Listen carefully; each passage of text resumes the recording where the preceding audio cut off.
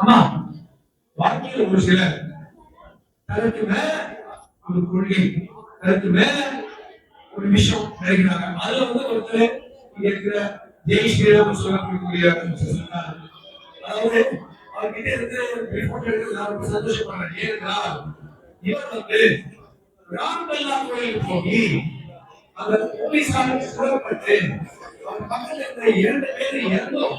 இவர் மேல புல்லட் பாயாம இதுக்கு நீச்சலே தெரியாதான். அந்த பக்கத்துல இருந்த சடை நதி, எந்த நதியை ராமர் சடை நதியில் இறங்கி அவருக்கு நீச்சலே தெரியாதான்.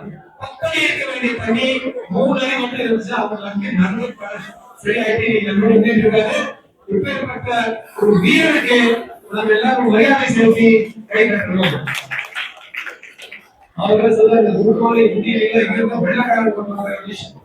நம்ம நம்மள பார்வையிட்டு தேசியா சொல்றது அவங்க குருமாலையே சொல்ல மாட்டாங்க. அதாவது இன்னொரு ஹீரோ சிவராமன் பிள்ளைங்க குருமாலைக்கு வெள்ளக்காரன் சொன்னாங்கன்னா இவர் ஜெய்ஹிந்த் சொல்றாங்க. உடனே அதிகமாக போலீஸ் குடியில யாரும் சொன்னா ஜெய்ஹிந்த் சொல்றாங்க.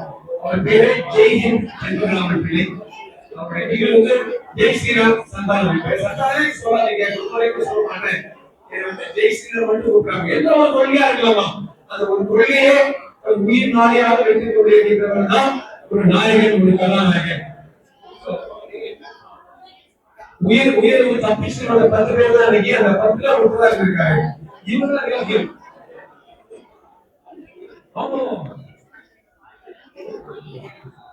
இப்பேற்பட்ட என்ன பொறுத்த வரைக்கும் அப்படிங்கிற சொல்லுவாங்க ரீல் ஹீரோ தான்.